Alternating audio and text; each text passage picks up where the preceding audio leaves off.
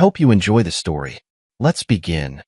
Killian Bryce wiped the grease from his hands with a shop rag, the familiar burn of metal shavings under his fingernails a comfort after 12 hours at the machining plant. The night shift paid better, and Nolan needed every extra dollar for his medical bills. At 38, Killian's body felt older, but he pushed through. His son came first. The hospital parking lot buzzed with late evening activity. Killian's boots crunched against the asphalt as he made his way to the pediatric wing. Room 314 had become his second home over the past year. Nolan's mysterious illness kept bringing them back here, test after test showing nothing concrete. Through the window, Killian saw his son propped up in a hospital bed, his small frame lost among the white sheets. 8 years old and fighting something the doctors couldn't name. Nolan's sketchpad rested on his lap. Colored pencils scattered across the blanket. Even sick, the kid drew dinosaurs with the focus of a scientist. Dad! Nolan's face lit up when Killian stepped inside. Look, I drew a Triceratops family. Killian examined the drawing, noting how Nolan had drawn 3 dinosaurs together. A big one, a medium one, and a small one. That's amazing, buddy. The details are perfect. The baby stays close to the parents for protection, Nolan explained, his voice tired but eager. Just like real families. Amelia sat in the chair beside the bed, her blonde hair perfectly styled despite spending the day at the hospital. She looked up from her phone with a smile that didn't quite reach her eyes. Killian, you're early. Finish the Wagner job ahead of schedule. He kissed Nolan's forehead, checking for fever. The skin felt normal. How's he doing today? The same. Tired. Some nausea after lunch. Amelia's tone carried the practiced weariness of a concerned mother, but something felt off. She spoke about Nolan's symptoms like items on a grocery list. Delora Kane entered the room, carrying 2 coffee cups, her designer heels clicking against the tile floor. Amelia's mother had the kind of presence that sucked the warmth from any room. Her silver hair was pulled back in a severe bun, and her cold eyes examined Killian like he was a bug she'd found at her kitchen. Killian. The name came out like she was spitting something distasteful. I brought Amelia proper coffee. Hospital coffee is unfit for consumption. Thanks for staying with them, Killian said, though he meant nothing of the sort. Delora's help always came with judgment attached. Someone has to maintain standards. Delora handed Amelia a cup and pointedly ignored Killian's presence. Nolan needs consistency in his care. The implied criticism hung in the air. Killian had heard variations of this theme for 8 years of marriage. His working-class job, his night shifts, his simple approach to life, none of it measured up to Delora's expectations for her daughter's husband. I brought you something, Nolan. Killian pulled a small toy dinosaur from his jacket pocket. Found this at the gas station. It's a stegosaurus. Nolan's eyes widened. It's perfect. Thank you, Dad. The child has enough toys, Delora said. What he needs is proper medical attention, not gas station trinkets. Killian bit back his response. Arguments with Delora accomplished nothing except upsetting Nolan. The doctors are doing everything they can. Are they? Delora's tone suggested otherwise. Perhaps if he had better insurance, private specialists. Mom, please. Amelia's voice carried a warning, but she was looking at her phone again, fingers typing rapidly. I'm just saying that sometimes a father's pride gets in the way of a child's welfare. The words hit their mark, as Delora intended. Killian felt the familiar surge of anger, but he kept his face neutral. He learned long ago that showing emotion around Delora only gave her ammunition. I'm doing my best for my son, Killian said quietly. Of course you are, dear. Delora's smile was razor thin. I'm sure your best is quite sufficient. Nolan looked between the adults, sensing the tension. Killian sat on the edge of the bed and opened the sketchpad. Show me more drawings, buddy. For the next hour, Killian focused entirely on Nolan, discussing dinosaur facts and admiring each sketch. Amelia and Delora spoke in low voices near the window, their conversation punctuated by glances in his direction. When visiting hours ended, Killian kissed Nolan goodnight. Will you come back tomorrow, Dad?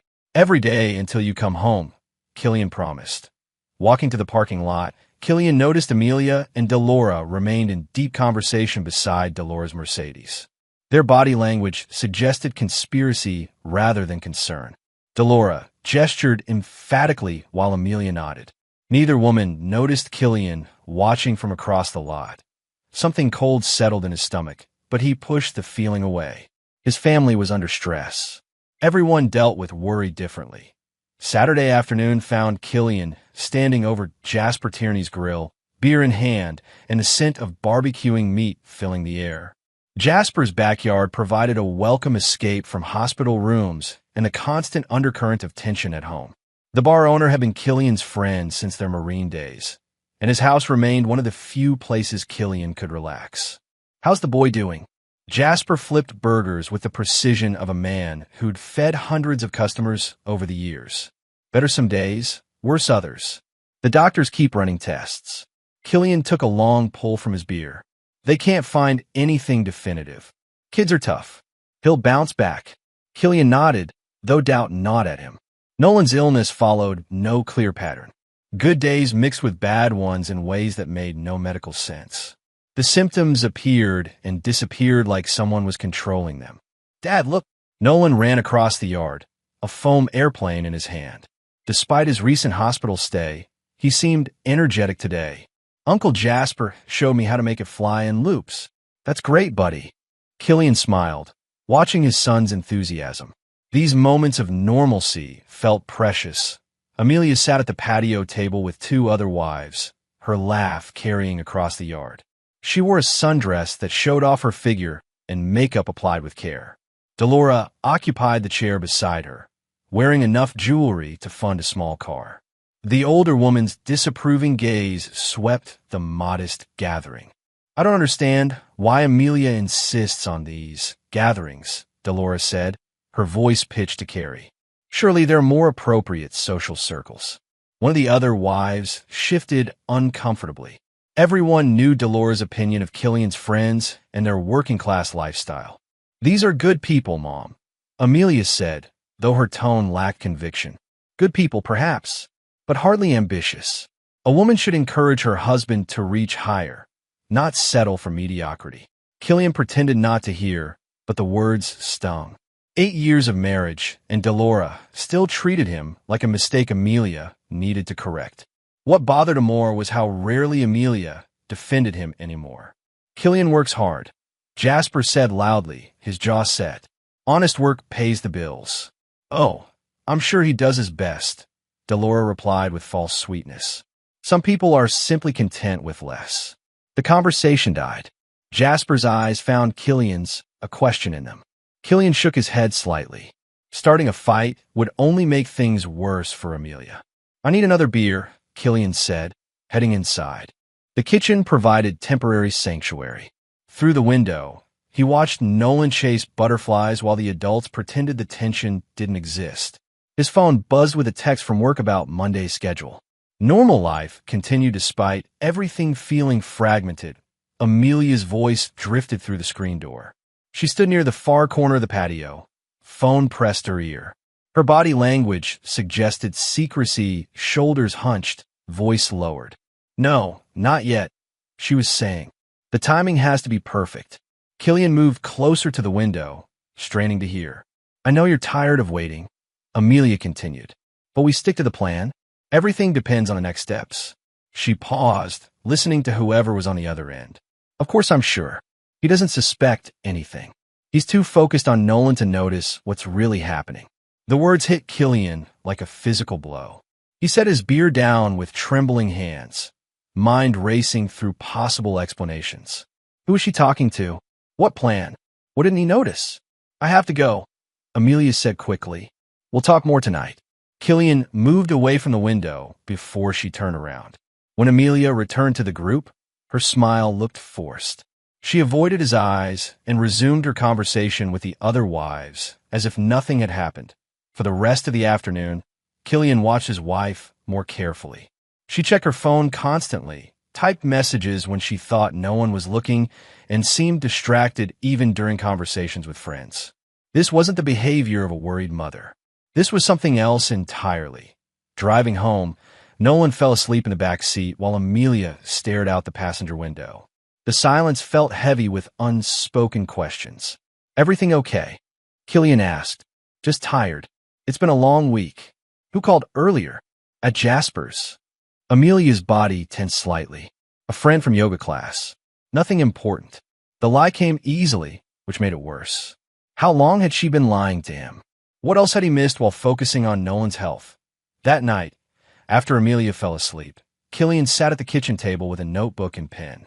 He began writing down everything he could remember about Nolan's illness. Dates, symptoms, medications, hospital visits. Patterns might emerge if he studied the timeline carefully enough. The first entry read, Day 1. Nolan complained of stomach pain after dinner. Amelia gave him children's medicine. Pain persisted. 3 pages later, Killian stared at his notes with growing unease. Nolan's symptoms often appeared after meals Amelia prepared alone. They worsened on days when Delora helped with childcare.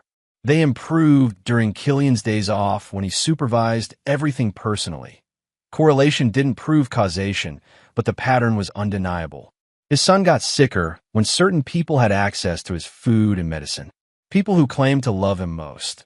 Killian closed the notebook and went to bed, but sleep wouldn't come.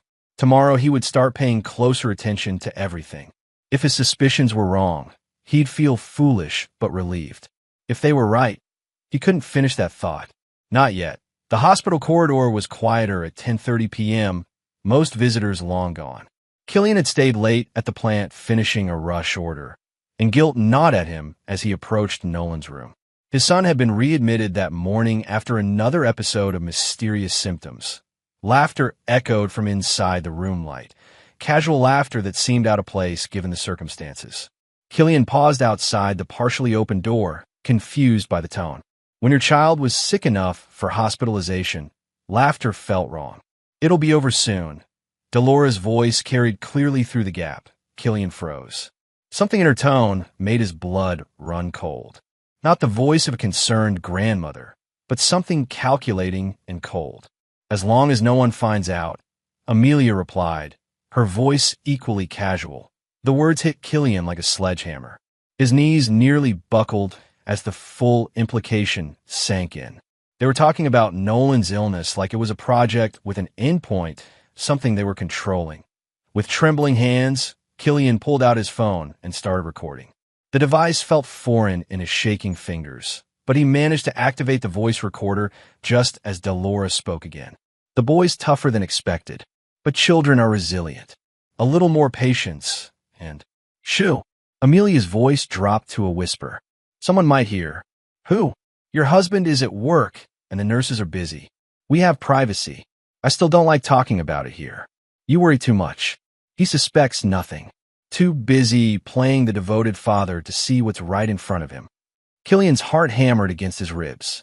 The phone continued recording as his world collapsed around him. These women, his wife and mother-in-law, were discussing harming his son with the casual indifference of planning a dinner menu. "The timing needs to be perfect," Amelia said. "If we move too fast—" "I know what I'm doing," Delora interrupted. "I've been planning this since before you married him. The boy was never part of the equation. Mom, he's still my son. He's an obstacle. Nothing more." Killian bit down on his fist to keep from crying out. Every instinct screamed at him to burst through that door and tear them apart with his bare hands. But something deeper, colder, held him back. This conversation was evidence. These women had just confessed to poisoning his child. How much longer? Amelia asked. "A few more weeks. Maybe a month. Depends on his resistance and how well you follow instructions. And you're sure it can't be traced? Trust me, when this is over, you'll have everything you wanted. Freedom, money, and a fresh start. No more pretending to love that simple man and his unremarkable life." The words cut deeper than any physical wound. 8 years of marriage, 8 years of believing in their love, 8 years of working himself to exhaustion to provide for his family, all of it a lie. Amelia had been planning his destruction since the beginning. "Sometimes I wonder if there was another way," Amelia said quietly. "There wasn't. He would never have given you what you deserved. This way you get the insurance money, the house, everything. Tucker will make sure the medical records show natural causes. Tucker. The name meant nothing to Killian, but he filed it away. Another conspirator in whatever hell they'd created. I should check on him, Amelia said. Make sure he's sleeping. Killian heard movement inside the room. He quickly pocketed his phone and walked down the corridor, pretending to arrive fresh from the elevator. When he turned the corner, Amelia was stepping out of Nolan's room. Killian. She seemed genuinely surprised. You're late tonight. Long day at the shop. He studied her face, looking for signs of the monster he'd just overheard. But Amelia looked like the same woman he'd married, beautiful, concerned, tired from caring for their sick child. How is he? Sleeping now. He had a rough afternoon, but the doctors adjusted his medication. Every word felt like poison. She spoke about Nolan's suffering with such practiced concern, never revealing that she was the cause of it all. I'll just look in on him, Killian said. Of course. Delora sat beside Nolan's bed, reading a magazine. She looked up when Killian entered, her expression shifting to its usual disapproval. You're quite late, she said. The child asked for you several times. Work ran over. Killian approached the bed, his heart breaking at the sight of his son's pale face. Nolan looked so small, so vulnerable. How long have you been here? All day. Someone needs to ensure proper care. The implied criticism was clear. He was failing as a father by working to pay for that very care. Killian sat in the chair across from Delora, studying her face, looking for signs of the evil he'd heard in her voice minutes earlier. But she appeared to be exactly what she'd always seemed, a cold, judgmental woman who thought her daughter had married beneath her station. The doctors seem optimistic, Delora continued. They believe they're close to a diagnosis. Lies. All lies. They knew exactly what was wrong with Nolan because they were causing it. That's good news, Killian managed. Yes. Soon this nightmare will be over, and Nolan can return to normal. Normal. The word carried terrible weight now. Killian understood that Delora's version of normal didn't include Nolan being alive. For an hour, he sat with his son while the two women maintained their performance. Amelia brought him coffee and asked about his day. Delora made cutting remarks about hospital conditions and Killian's late arrival. They played their roles perfectly, never revealing the monsters lurking beneath. When visiting hours ended, Killian kissed Nolan's forehead and whispered, Daddy's going to take care of everything. The boy stirred slightly but didn't wake. Killian memorized his face, the gentle features, the long eyelashes, the small hands that drew dinosaurs with such care. Whatever it took, whatever he had to do, his son would survive this. Walking to the parking lot with Amelia, Killian fought to maintain his composure. His wife chatted about her day, her voice warm and loving. The same voice that had coldly discussed his son's murder 20 minutes earlier. Are you okay? Amelia asked as they reached their cars. You seem quiet, just tired, worried about Nolan. I know, but the doctors are confident they'll figure this out soon. She kissed his cheek before getting into her car. The gesture felt like a snake's bite. Driving home alone, Killian replayed the recording on his phone. The voices were clear, the words unmistakable. His wife and mother-in-law were slowly killing his son, and they were getting away with it because no one suspected the women who loved him most. But now he knew, and now he would make them pay. Killian sat in his garage workshop at 3 a.m., the recording playing through earbuds for the dozenth time. Each word felt like a knife twisting in his chest, but he forced himself to listen again and again until the shock gave way to something colder and more useful rage, tempered by calculation. 0.8 years in the Marines had taught him patience. 12 years as a machinist had taught him precision. Both skills would serve him now. That he opened a new notebook and began writing everything down. Times, dates, conversations, patterns in Nolan's illness. The evidence was circumstantial, but damning when viewed as a whole. Nolan got sick after meals prepared by Amelia. His symptoms worsened during extended stays with Delora. The mysterious Tucker, presumably a medical professional, was involved in covering their tracks. The phone recording was a start, but not enough. He needed more evidence, and he needed to understand their full plan. Most importantly, he needed to keep Nolan safe while he gathered proof of their guilt. Killian pulled out his laptop and began researching. slow-acting poisons that could mimic chronic illness, symptoms that matched Nolan's medical records, methods that would be hard to detect in standard blood work. The list was shorter than he'd expected, but long enough to require professional help to identify .by dawn. He had a plan. The first step was protecting Nolan without alerting the conspirators. Killian called in sick to work and drove to the hospital early, arriving before visiting hours officially began. The night nurse recognized him and allowed him inside Nolan's room. His son was awake, staring at the ceiling with a listless expression that had become too familiar. "Dad, you're early. Couldn't sleep. Thought we could have breakfast together." Nolan's face brightened slightly. "The hospital food is terrible. I brought something better." Killian produced a bag from the hospital cafeteria. Pancakes and orange juice, fresh from downstairs. They ate together while Killian carefully watched every bite Nolan took. When the nurses brought Nolan's morning medications, Killian insisted on reviewing each pill and checking the dosages against the chart. The staff seemed puzzled by his sudden attention to detail, but no one objected. "I want to stay with you today," Killian told his son. "Make sure you're getting proper care." "What about work? You're more important than work." Amelia arrived an hour later, surprise flickering across her face when she found Killian still there. "I thought you had the early shift today. Called in sick. Figured Nolan needed me more than the plant did." Something passed behind Amelia's eyes, annoyance, maybe, or concern that her plans were being disrupted. "That's sweet, but you don't need to worry.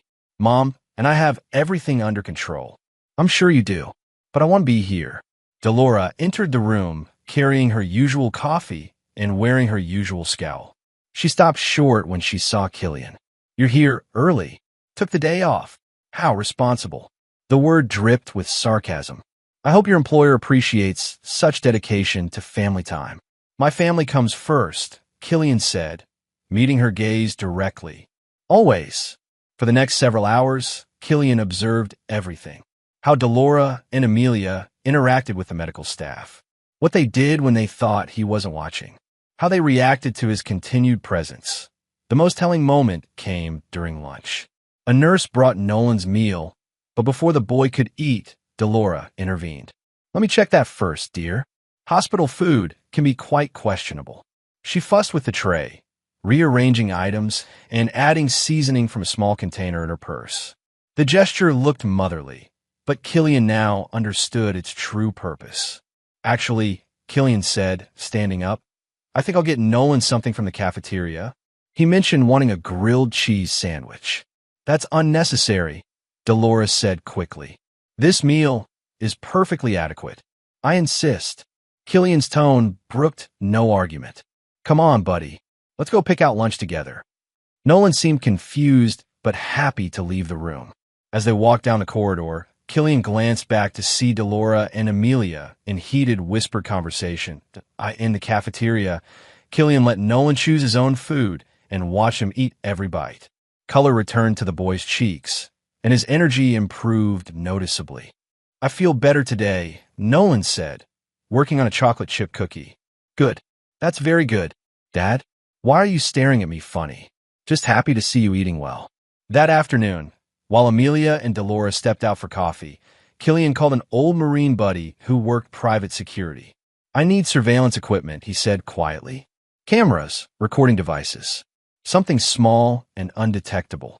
"What kind of trouble are you in, Kill?" "The worst kind. But I can't explain over the phone. Meet me tonight. Usual place." By evening, Nolan's condition had improved dramatically. The nurses commented on his increased appetite and energy. Dr. Patterson seemed pleased but puzzled by the sudden change.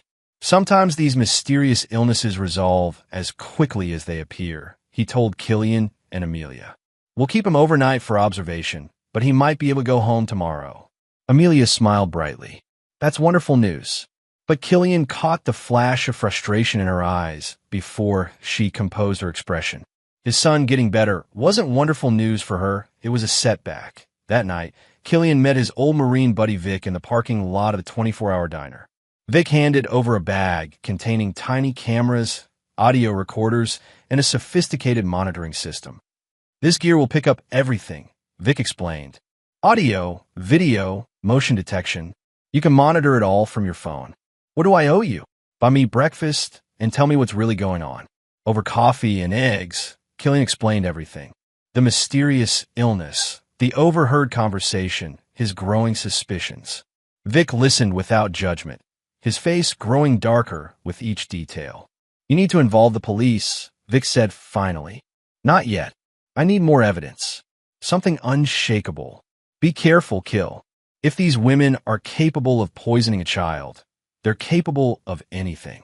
Driving home, Killian felt the weight of his terrible knowledge. His wife, the woman he'd loved for 8 years, the mother of his child, was systematically murdering their son for money. His mother-in-law was not just disapproving, but actively evil. Everything he believed about his life was a lie. But lies could be exposed. Evil could be punished.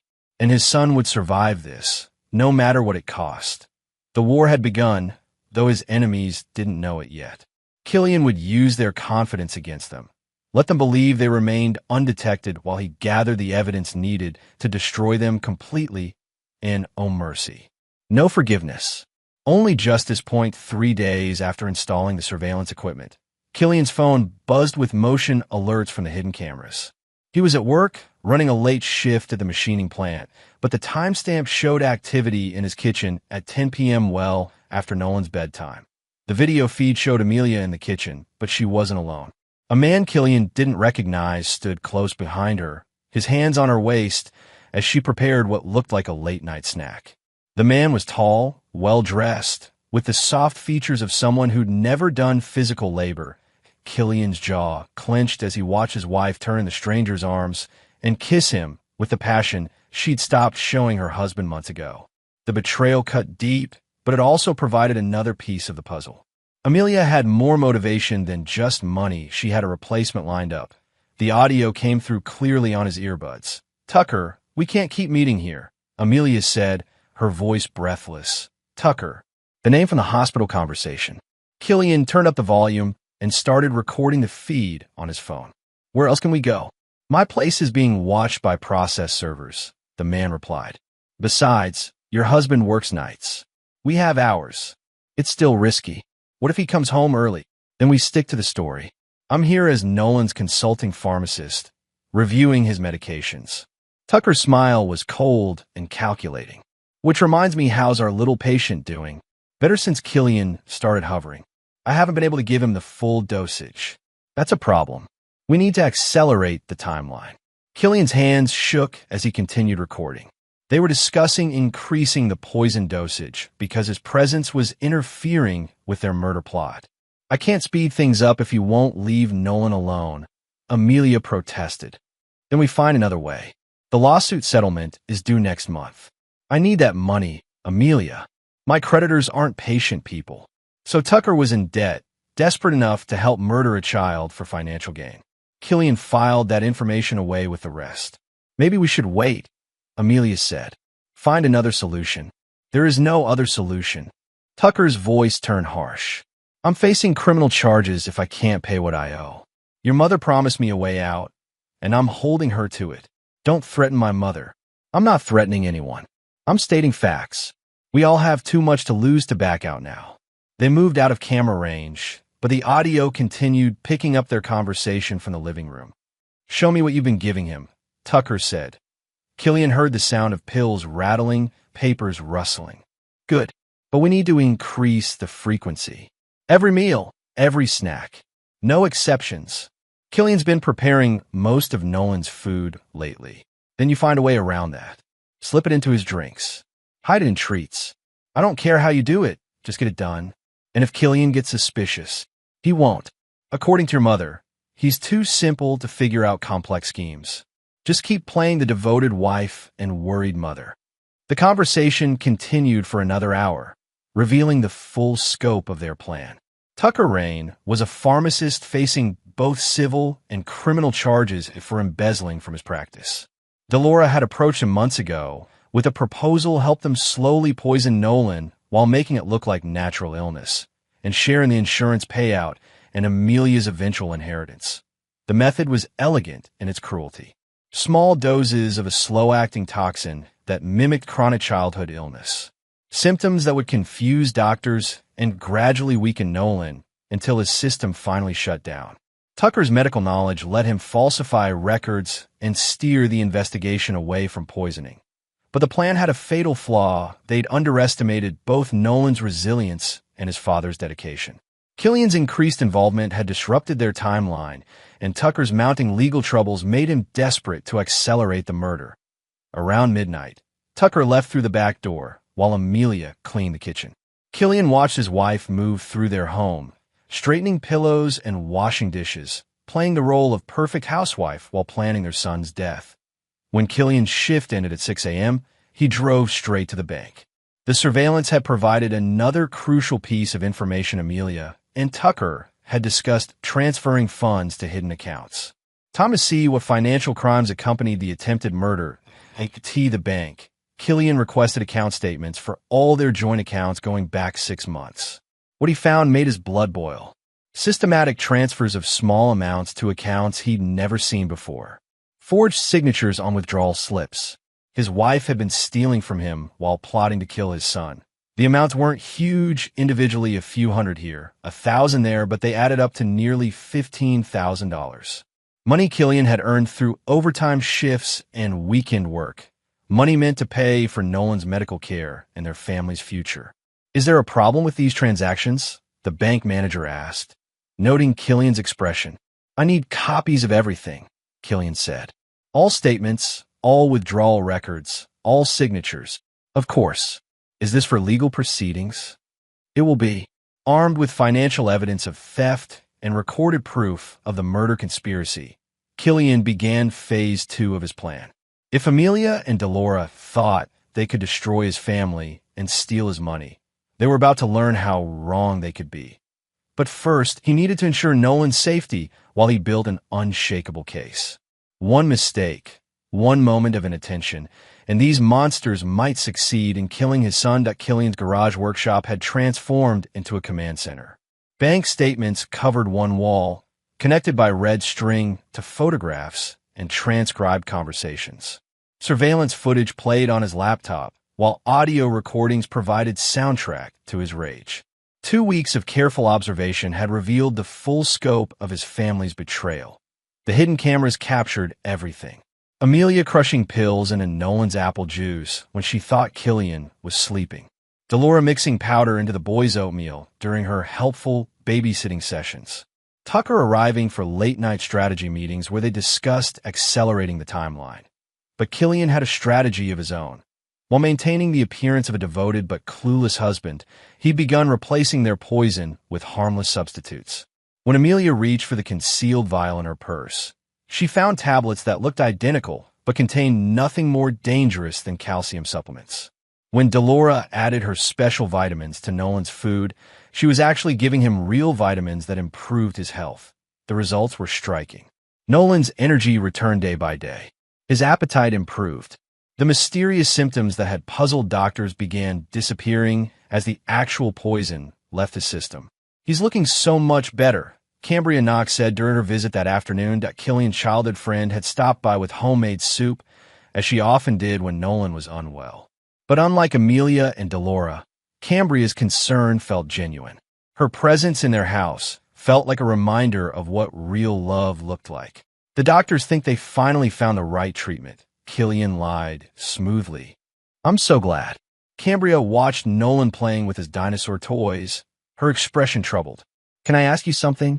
"Of course." She glanced toward the kitchen where Amelia was preparing dinner, then lowered her voice.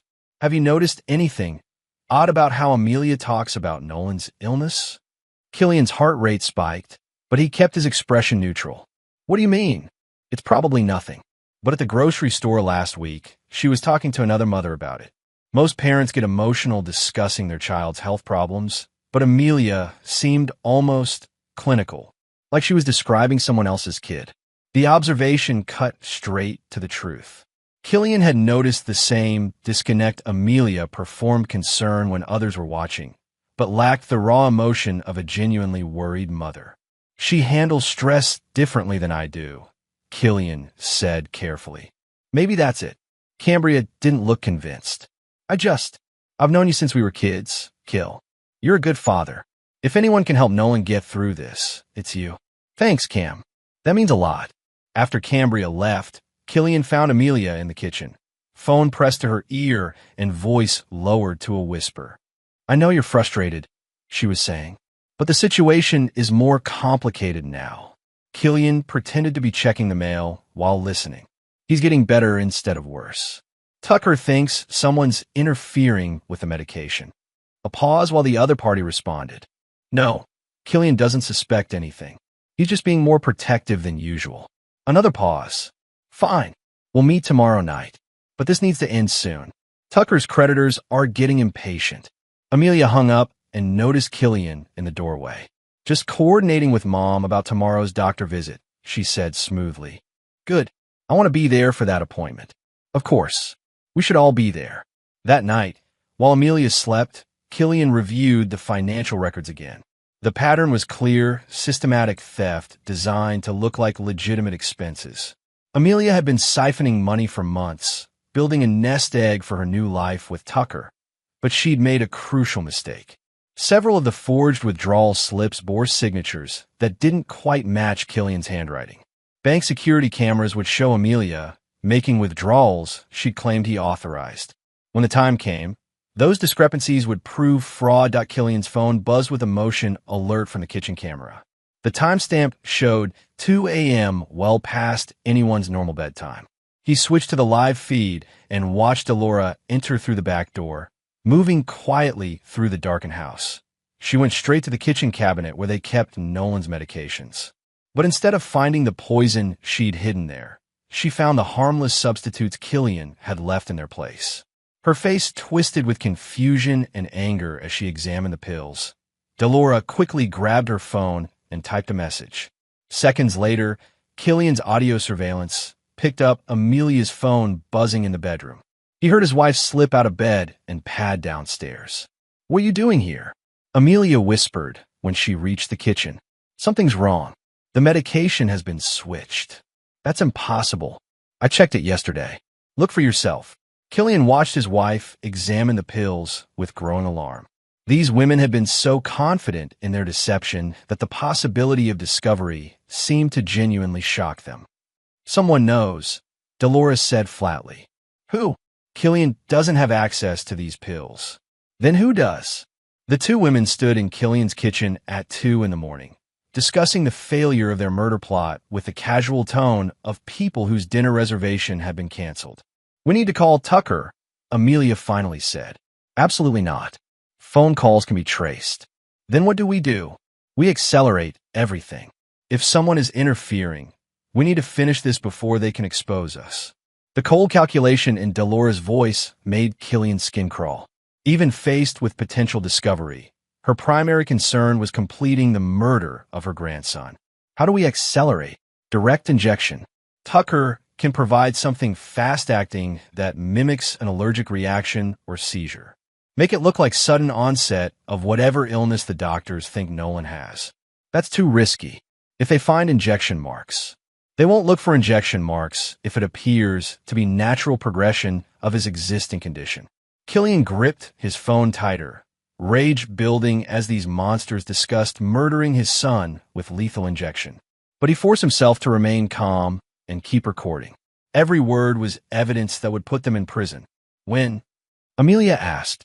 Tomorrow night, after Killian goes to work. What if he doesn't go to work? He's been staying home more often. Then we create a reason for him to leave. A family emergency, a problem at the plant, something urgent that requires his immediate attention. They spent another 20 minutes discussing logistics before Delora left through the back door. Amelia returned to bed, but Killian could hear her restless movements through the bedroom wall. His wife was planning to murder their son in less than 24 hours. The time for surveillance had ended. Tomorrow he would set the final trap. Detective Inez Hallbrook had worked homicide for 15 years, and something about the pharmacy case bothered her. Tucker Rain was facing charges for embezzling funds and falsifying prescriptions, but the pattern of missing medications suggested something more sinister than financial fraud. Sitting in her office at 7 a.m. with a cup of black coffee, and Rain's file spread across her desk, she reviewed the inventory discrepancies one more time.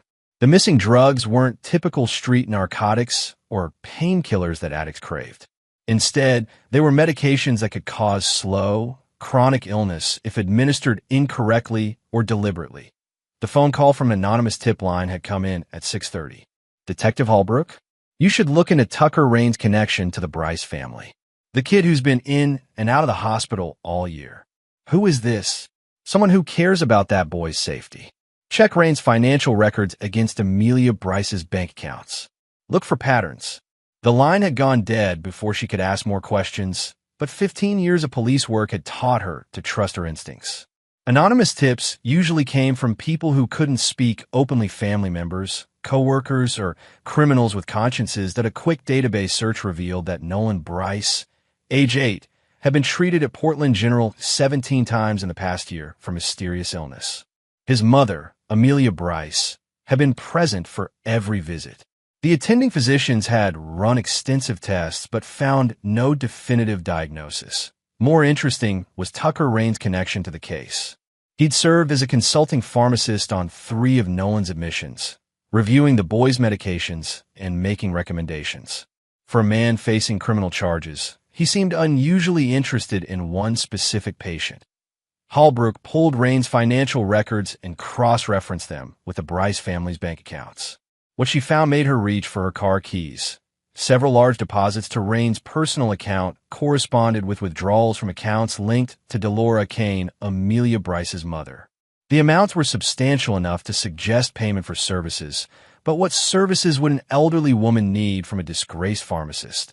By 9 a.m., Holbrook was parked outside the Bryce residence in an unmarked car, watching the house through binoculars. Routine surveillance on a hunch, but hunches had solved more cases than forensic evidence in her experience. T915, a silver Mercedes pulled into the driveway. An older woman emerged well-dressed. Expensive jewelry, the bearing of someone accustomed to being obeyed. This matched the description of Delora Kane from the financial records at T930. A younger blonde woman left the house with a boy who appeared to be around 8 years old. The child looked healthier than his medical records suggested he should, walking with energy and carrying a backpack decorated with dinosaurs. Holbrook started her engine and followed at a distance as the woman, presumably Amelia Bryce, drove to Portland General Hospital. The boy's demeanor was that of a normal child going for a routine checkup, not someone suffering from chronic illness. In the hospital parking garage, Holbrook positioned herself where she could observe the family's arrival. She watched Amelia Bryce interact with her son, noting the woman's body language and facial expressions. Most mothers bringing sick children to the hospital showed signs of stress or worry. Amelia looked like someone running errands. The investigative instincts that had made Holbrook successful whispered that something was very wrong in the Bryce family. But wrong wasn't the same as criminal, and suspicious behavior wasn't evidence of a crime. Her phone rang as she was considering whether to enter the hospital. Detective Holbrook, this is Killian Bryce. I believe you've been looking into Tucker Rain. The voice was calm, controlled, but she heard undertones of barely contained rage. Mr. Bryce, how did you get this number? I have information about Rain that you need to see. Information about what he's been doing to my son. What kind of information? The kind that proves 3 people have been slowly poisoning my 8-year-old boy for the past year. Holbrook's grip tightened on the phone. Mr. Bryce, that's a very serious accusation. I have recordings, video surveillance, financial records, bank statements showing payments from my mother-in-law to Rain. Everything you need to arrest them. Where are you now? Following my wife and son to the hospital. I think they're planning to accelerate their timeline. My son could be in immediate danger. Holbrook was already moving toward the hospital entrance. I'm in the parking garage at Portland General. Can you meet me? 5 minutes. The man who approached her car matched the description from the database: tall, dark hair, the solid build of someone who worked with his hands. But his eyes held the focused intensity of a soldier preparing for war. Detective Holbrook, I'm Killian Bryce. He slid into the passenger seat and immediately handed her a tablet computer loaded with video files. This was recorded in my kitchen 2 nights ago, he said, starting the first video. For the next 20 minutes, Holbrook watched and listened to evidence of the most cold-blooded conspiracy she'd encountered in 15 years of police work. Audio recordings of Amelia Bryce and Delora Kane discussing their son's murder. Video footage of medication being tampered with. Financial records showing systematic theft and payments to their co-conspirator.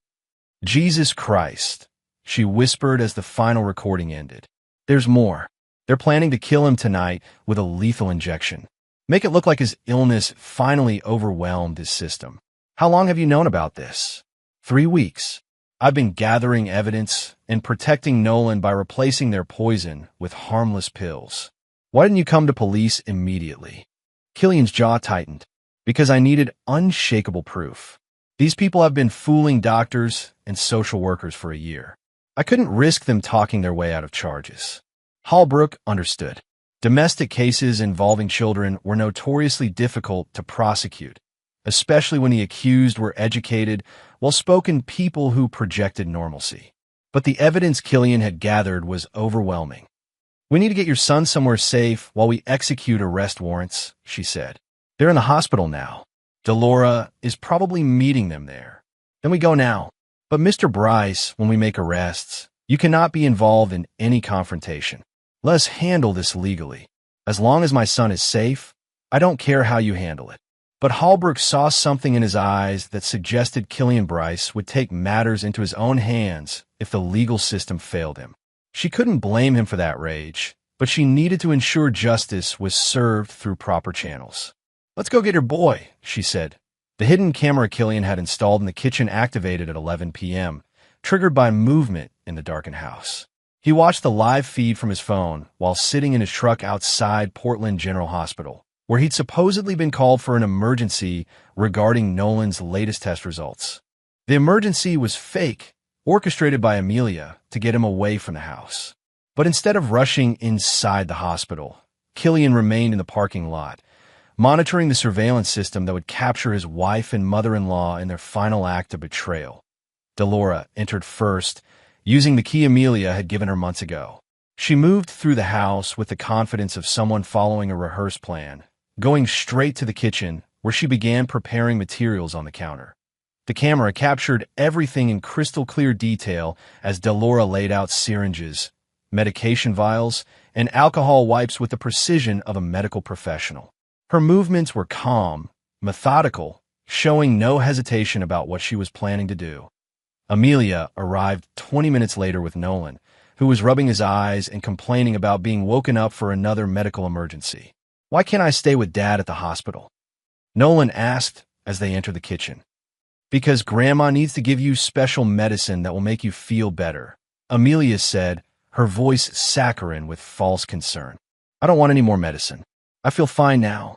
"The doctor says you need it," Delora interjected, drawing medication into a syringe. "Just a little shot, and then you could go back to bed." Killian's hands clenched around his phone as he watched these monsters prepare to murder his son.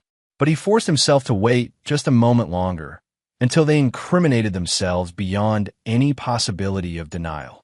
"This will make all your sickness go away forever," Delora continued, testing the syringe for air bubbles.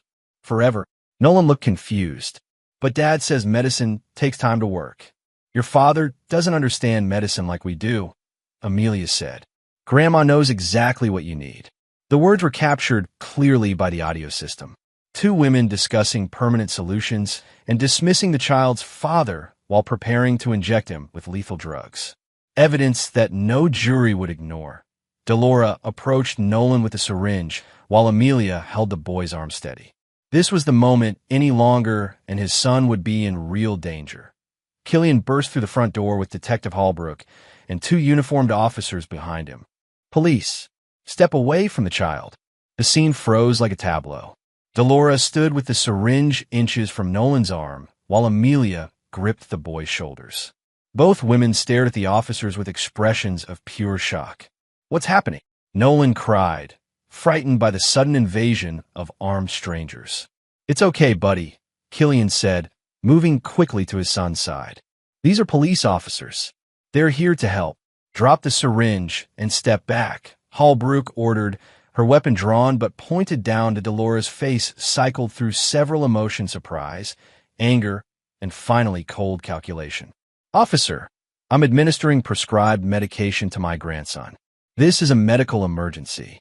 Ma'am, we have a warrant for your arrest on charges of conspiracy to commit murder, attempted murder, and child endangerment." "That's ridiculous," Amelia sputtered. "We're caring for a sick child." "Officer, my husband has been under tremendous stress." "Save it," Holbrook interrupted. "We've seen the surveillance footage. We know about Tucker Rain. We have your financial records showing payments for services rendered." The color drained from Amelia's face as the full scope of their exposure became clear. "I want to see my lawyer," Delora said flatly, setting down the syringe. "You'll have that opportunity. Right now, you're under arrest." As the officers moved in with handcuffs, Amelia turned to Killian with desperation in her eyes. "Kill, you don't understand. Nolan was really sick. We were trying to help him." "I understand perfectly," Killian said, his voice ice cold. "I've been recording you for 3 weeks. I heard you discuss murdering our son. I watched you steal money from our accounts. I know about Tucker and your affair and the insurance money you were planning to collect." Amelia's mask of innocence finally cracked. "You bastard. You set us up. You set yourselves up. I just provided the rope." Delora maintained her composure even as the handcuffs clicked into place. "You have no idea what you've done, Killian. No idea what this will cost you. The only thing it's going to cost me is a wife and mother-in-law who try to murder my son for money." As the officers led them away, Amelia screamed accusations and threats while Delora walked in dignified silence. Neither woman showed a moment of concern for Nolan, who watched the proceedings with wide, confused eyes. "Dad, why are they arresting Mom and Grandma?" Killian knelt beside his son, choosing his words carefully. "Sometimes adults make very bad choices. The police officers are here to make sure you stay safe." "Am I safe now?" "Yes, buddy. You're safe now." Detective Holbrook approached as the squad cars pulled away. "We'll need detailed statements from both of you, and we'll want your son examined by doctors to confirm the poisoning and document any lasting effects." "Whatever you need," Killian said. "Just make sure they never get near him again. With the evidence you provided, they'll be facing serious prison time. But Mr. Bryce, there will be a trial. Your son may have to testify about what he experienced." Killian looked down at Nolan, who was already showing signs of recovery now that the poison was out of his system. "He's stronger than they thought. We both are." The final piece of Killian's plan had worked perfectly. By allowing the conspiracy to proceed to the point of attempted murder, he'd created irrefutable evidence of their guilt. The surveillance footage showed clear intent to kill. The financial records proved motive. The testimony of multiple witnesses would seal their fate. Tucker Rain was arrested at his apartment 2 hours later, caught with enough controlled substances to add drug trafficking charges to his existing crimes. His cooperation with authorities would be meaningless. The evidence against all 3 conspirators was overwhelming. Killian drove Nolan home from the police station. His son fell asleep in the passenger seat, exhausted by the night's events. For the first time in months, the boy looked peaceful, no longer fighting poison in his system or sensing the murderous intentions of people who claimed to love him. The house felt different when they arrived, cleaner somehow, as if removing the conspirators had purged a toxic presence from their lives. Killian carried Nolan to his bedroom and tucked him in, promising to be there when he woke up. In the kitchen, Killian gathered the syringes and medication vials the police had left as evidence. The labels showed powerful sedatives and cardiac medications that would have stopped Nolan's heart within minutes. His wife and mother-in-law had planned to inject his son with drugs that would cause immediate organ failure, but they had failed. Their arrogance and assumption that Killian was too simple to uncover their plot had led to their destruction. Every conversation they'd had while believing themselves unobserved had been recorded. Every financial transaction they'd made while thinking themselves clever had been documented. Now they would face justice, and Nolan would finally be safe. The courtroom felt sterile under fluorescent lights as Killian took the witness stand for his 3rd day of testimony. 6 months had passed since the arrests, and the trial had become a media sensation. 3 defendants, a mother, grandmother, and pharmacist accused of conspiring to murder an 8-year-old boy for insurance money. Prosecutor Janet Mills approached the witness stand with a tablet containing the surveillance footage. "Mr. Bryce, I want you to watch this video recorded in your kitchen on the night of the arrests. Can you identify the voices we hear?" The courtroom fell silent as audio played through the speakers. Delora's voice, cold and calculating. "This will make all your sickness go away forever." Amelia's voice, reassuring her son while preparing to kill him. "Grandma knows exactly what you need." Killian watched the jury's faces as they heard his wife and mother-in-law discuss murdering his son with the casual tone of people planning a dinner menu. Several jurors looked physically ill.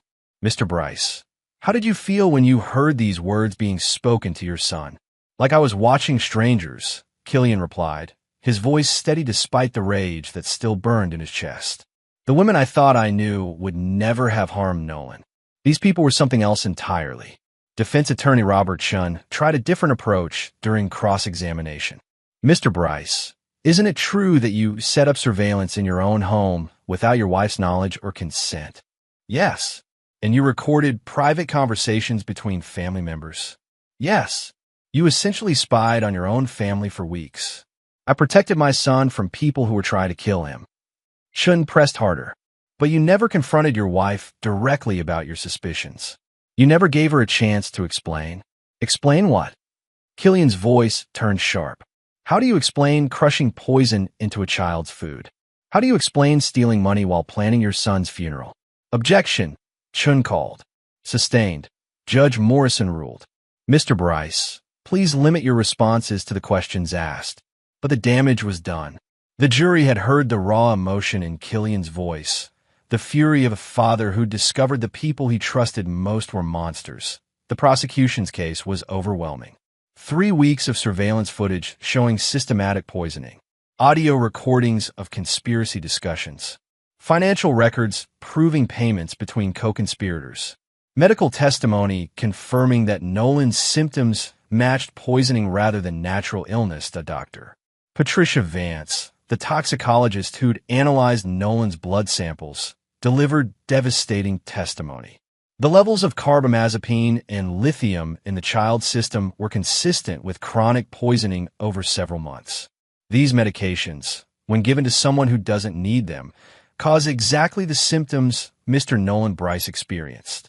Tucker Rain had tried to cooperate with prosecutors in exchange for a reduced sentence, but his testimony only strengthened the case against all 3 defendants. His desperate financial situation provided clear motive, while his medical knowledge explained how they'd nearly succeeded in their plot. "Delora Kane approached me about 6 months ago," Rain testified, his voice barely audible. "She said her daughter was trapped in an unhappy marriage and needed a way out. She offered to pay me substantial money to help make her grandson appear chronically ill." "Did she specify what the end goal of this illness would be?" Mills asked. "She said the boy's death would solve multiple problems. Insurance money, custody issues, and freedom for her daughter to start a new life. And you agreed to participate in the murder of an 8-year-old child." Rain's composure cracked. "I owed money to dangerous people. I was facing prison time anyway." She made it sound like a medical procedure, not murder. The defense attempts to portray the defendants as concerned family members fell apart under scrutiny. Surveillance footage showed Amelia and Delora discussing Nolan's death with excitement rather than grief. Financial records revealed they'd already begun planning how to spend the insurance payout. Most damning was Delora's own voice, recorded clearly as she prepared the lethal injection. "This will make all your sickness go away forever." When Amelia took the stand in her own defense, her performance was masterful but unconvincing. She wept as she described her love for Nolan, her devotion to his care, her shock at being accused of such horrible crimes. "I would never hurt my son," she sobbed. "He's everything to me." But Prosecutor Mills was ready with contradictory evidence. "Mrs. Bryce, if Nolan was everything to you, why were you secretly transferring money to hidden accounts while he was hospitalized?" "I was saving for his medical care." "Were you saving for his medical care when you told Tucker Rain that your husband was too simple to notice what you were doing?" I never said that. We have it on audio recording, Mrs. Bryce. Your own voice. The jury heard Amelia's voice, cold and dismissive. He doesn't suspect anything. He's too focused on Nolan to notice what's really happening. Her credibility shattered completely when Mills played the recording of Amelia discussing the murder timeline with casual indifference. How much longer? Amelia's recorded voice asked. A few more weeks. Maybe a month. And you're sure it can't be traced? In the courtroom, Amelia stared at the floor while her own words condemned her. Delora never took the stand. Her attorney advised against it, knowing that her recorded conversations revealed a level of cold calculation that would horrify any jury. Instead, she sat throughout the trial with perfect posture and an expression of mild interest, as if watching a moderately entertaining play. The closing arguments summarized 3 weeks of overwhelming evidence. The prosecution painted a picture of greed, betrayal, and child abuse that shocked even experienced court observers. The defense attempted to create reasonable doubt, but had no answer for hours of recorded confessions. Killian sat in the gallery next to Cambria Knox, who had attended every day of the trial to support him and Nolan. His son was staying with Jasper during the proceedings, shielded from the details of what his mother and grandmother had planned for him. Ladies and gentlemen of the jury, Prosecutor Mills said in her closing statement, the evidence shows 3 adults conspiring to murder an innocent child for money. They poisoned him slowly, systematically, while pretending to provide medical care. They stole from his father while planning his funeral. They nearly succeeded because no one suspected that a mother and grandmother could be capable of such evil. She paused, letting the words sink in. But they failed because one person refused to give up on that child. Killian Bryce suspected, investigated, and gathered the evidence that saved his son's life. The defendants bet that a father's love would blind him to their crimes. They were wrong. The jury deliberated for less than 4 hours. Guilty on all counts. The words echoed through the courtroom as Judge Morrison read the verdicts. Amelia Bryce, guilty of attempted murder, conspiracy, fraud, and child endangerment. Delora Kane, guilty on identical charges. Tucker Rain, guilty of conspiracy to commit murder, medical malpractice, fraud, and drug trafficking. Killian felt no satisfaction in the moment, only relief that justice had been served. Behind him, he heard Amelia's family weeping relatives who genuinely believed in her innocence until faced with overwhelming evidence of her guilt. The sentencing hearing came 2 weeks later. Judge Morrison had reviewed psychological evaluations, character references, and victim impact statements before making his decision. Mrs. Bryce, the judge addressed Amelia, who stood in orange prison clothing, her designer facade finally stripped away. You have been convicted of attempting to murder your own son for financial gain. The premeditation involved, the systematic nature of the poisoning, and the complete lack of remorse you've shown throughout this trial demand the harshest sentence allowed by law. 25 years to life in state prison. Amelia's knees buckled. Her attorney caught her arm as she swayed, but she showed no emotion beyond shock at the severity of her punishment. Delora received an identical sentence. At 58, she would likely die in prison, but her expression remained unchanged, as if the verdict applied to someone else entirely. Tucker Rain received 15 years federal time after his cooperation was weighed against the severity of his crimes. His financial desperation had been real, but it didn't excuse participating in child murder.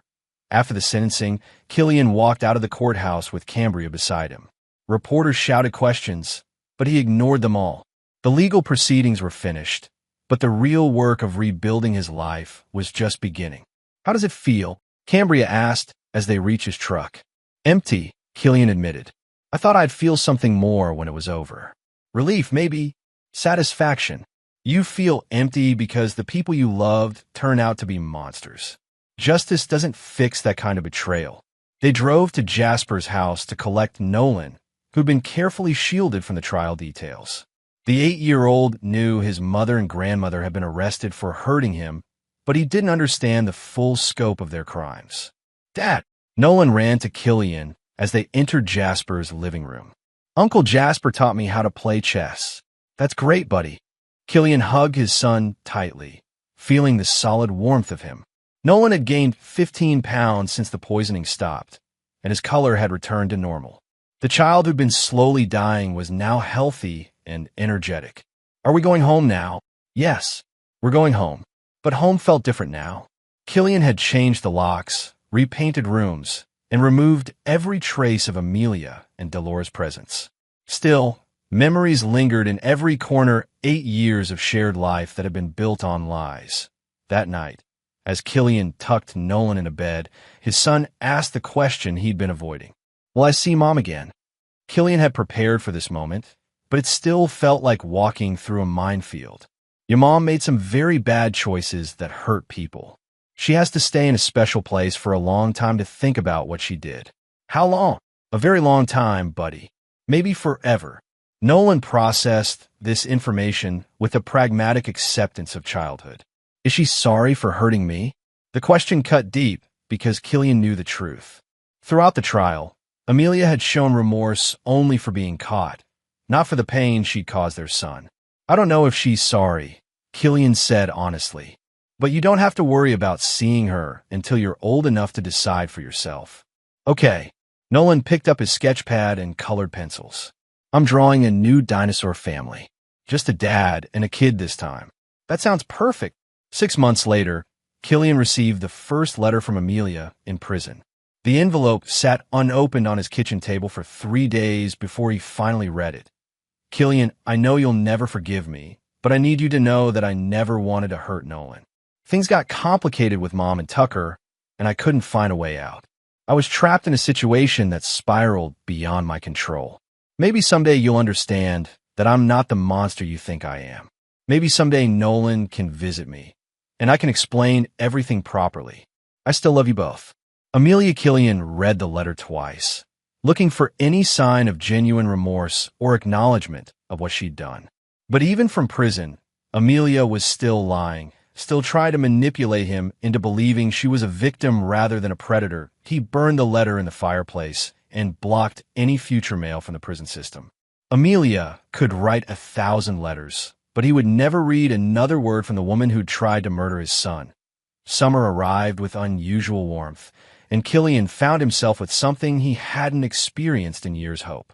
He'd taken extended leave from the machining plant, using the money recovered from Amelia's hidden accounts to support himself and Nolan while they rebuilt their lives. The old camper trailer sat in Jasper's field like a wounded animal, its aluminum skin dented and windows cracked from years of neglect. Killian had bought it for $300 from a farmer who was tired of looking at the eyesore. "It's pretty beat up, Dad," Nolan observed, walking around the trailer and cataloging its flaws. "That's why we got it cheap. But look at the bones." Killian opened the door, which squeaked in protest. "The frame is solid. The appliances just need cleaning. With some work, this could be our adventure vehicle." "What kind of adventures?" "Whatever kind we want. Camping, fishing, exploring places we've never seen. Just you and me." The idea excited Nolan in ways that television and video games never had. For weeks, they worked together every morning, stripping out damaged materials and rebuilding the trailer's interior.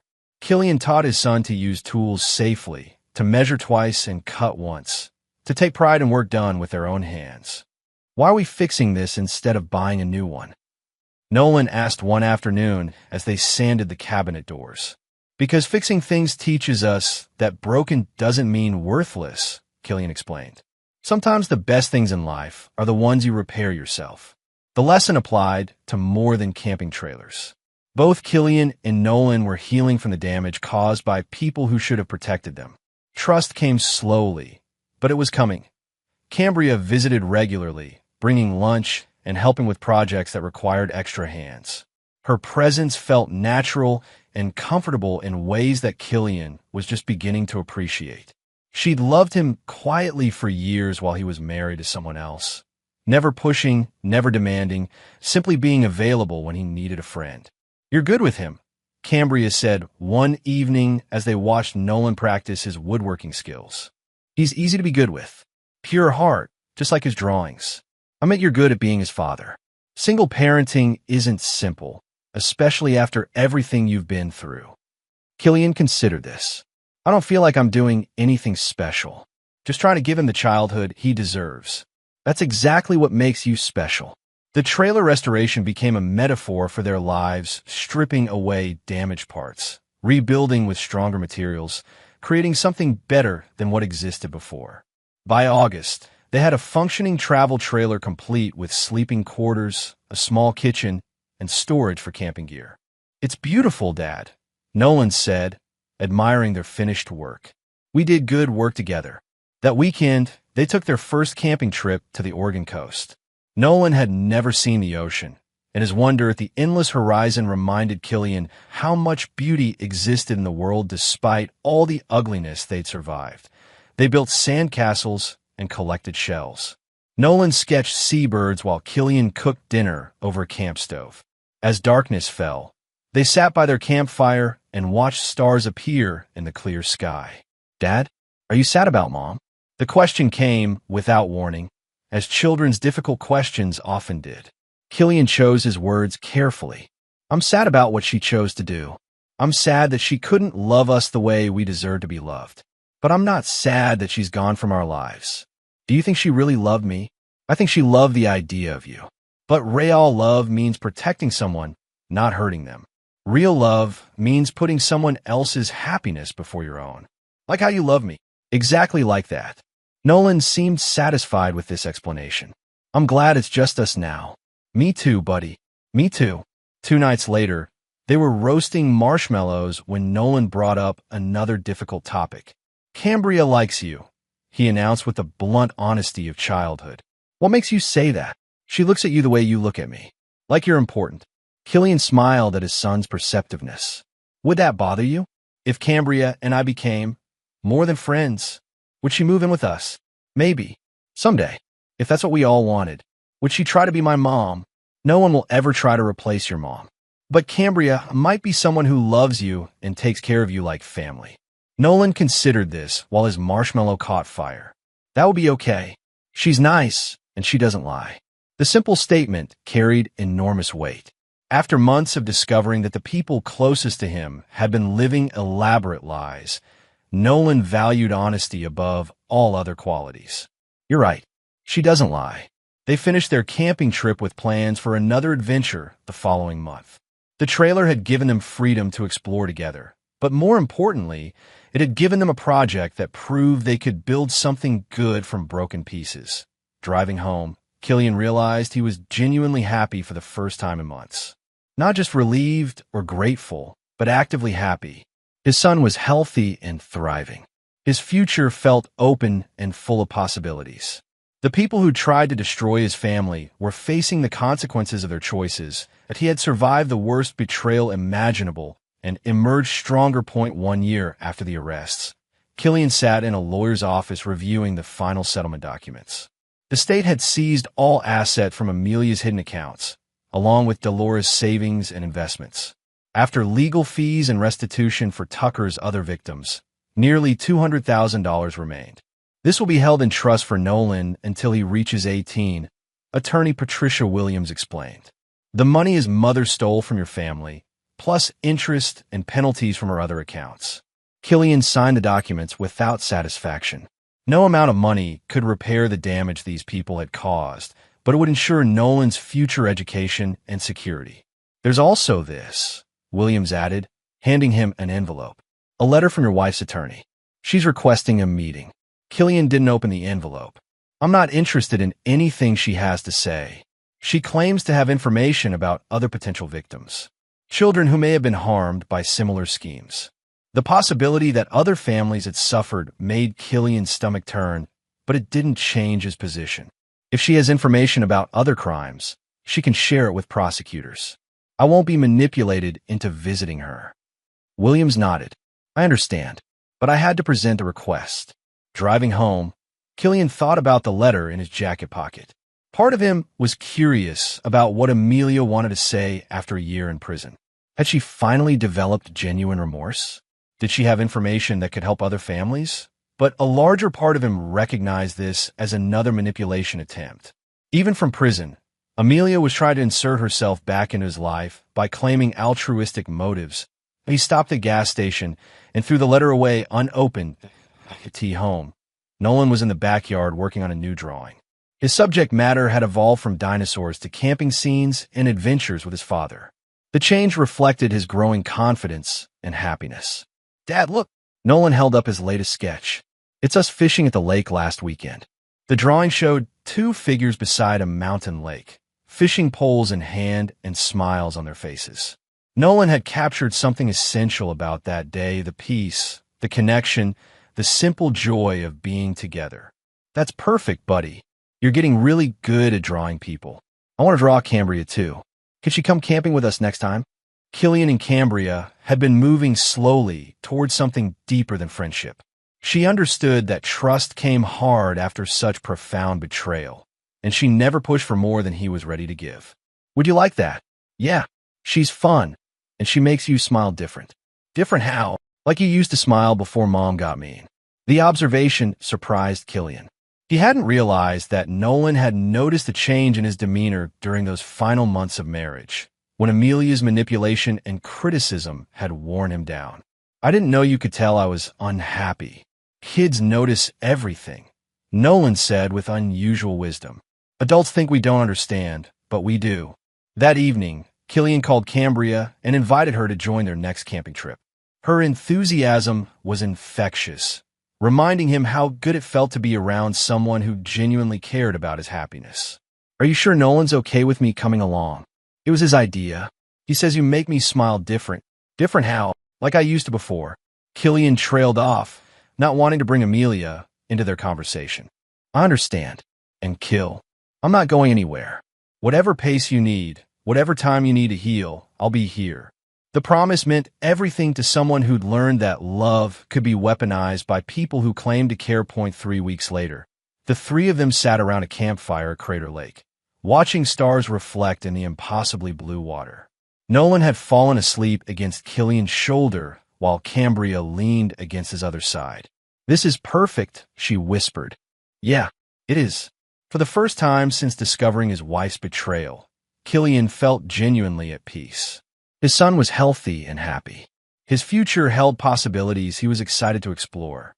The people who tried to destroy his family were facing the consequences of their choices in prison cells where they belonged. "Dad," Nolan stirred slightly. "Will you tell me a story?" "What kind of story?" "About brave people who fix broken things." Killian smiled, understanding that his son needed stories that reflected their own journey. Once upon a time, there was a father and son who discovered that some people they trusted were trying to hurt them. But instead of giving up, they fought back. They gathered evidence, they stayed strong, and they made sure the bad people couldn't hurt anyone else. Did they win? They won. And afterward, they built a new life together. They went on adventures and made new friends who really loved them. They learned that even when bad things happen, good people can still choose to do what's right. Are we the good people in this story? We're the good people, buddy. We choose to fix things instead of breaking them. We choose to help instead of hurt. We choose to love instead of lie. Nolan smiled and settled back against his father's shoulder. "I like that story." Later, after putting Nolan to bed in the trailer, Killian and Cambria sat by the dying fire and talked about the future. Small plans at first: another camping trip, Nolan's upcoming birthday, improvements to their rebuilt life. "Have you thought about what you'll do when the media attention dies down completely?" Cambria asked. The trial had generated national coverage, and Killian had received interview requests from news programs and documentary filmmakers. He'd refused them all, wanting to protect Nolan's privacy and avoid reliving their nightmare for public consumption. "I want to help other families," Killian said. "Kids who are being hurt by people who should protect them. Maybe work with social services or law enforcement to recognize the signs I missed for so long." That's a good mission. Important work. Someone should have noticed what was happening to Nolan sooner. "If I can help one other kid, you'll save him the way you saved Nolan." They sat in comfortable silence, watching embers fade to ash. Tomorrow they would pack up their trailer and return to ordinary life, but this moment felt like a turning point. The past year had been about survival and justice. The future would be about building something better. As they prepared for bed, Killian thought about the letter from Amelia that he'd thrown away unread. Whatever she wanted to say, whatever new manipulation she was attempting, it didn't matter. She had made her choices, and those choices had led to a prison cell where she would spend decades regretting her crimes. He had made different choices to protect his son, to seek justice through legal channels, to rebuild rather than seek revenge. Those choices had led to this moment of peace beside a mountain lake, with people who loved him honestly. In the morning, Nolan woke up early and climbed into Killian's sleeping bag. "Dad, when we go home, can we start planning our next adventure?" "Absolutely. Where do you want to go?" "Somewhere we've never been before. Somewhere beautiful. The whole world is full of beautiful places we haven't seen yet. Then we have lots of adventures ahead of us." "We do, buddy. We have a whole lifetime of adventures." Outside their trailer, the sun rose over Crater Lake, painting the water gold and beginning another day in their new life. A life built on truth instead of lies, love instead of manipulation, hope instead of fear. They had survived the worst that people could do to each other, and they had emerged stronger. Not because they'd forgotten the betrayal, but because they'd chosen to build something better from the wreckage. Some people choose to break things. Killian and Nolan had chosen to fix them. Killian won not through fury or revenge, but through patience, strategy, and unwavering dedication to his son's safety. He gathered evidence methodically, trusted the legal system to deliver justice, and focused on building a better future rather than dwelling on past betrayals. In the end, the monsters who tried to destroy his family faced the consequences of their choices, while Killian and Nolan discovered that broken things can be repaired, and sometimes the rebuilt version is stronger than what came before. No forgiveness. No reconciliation. Just justice and peace with his son.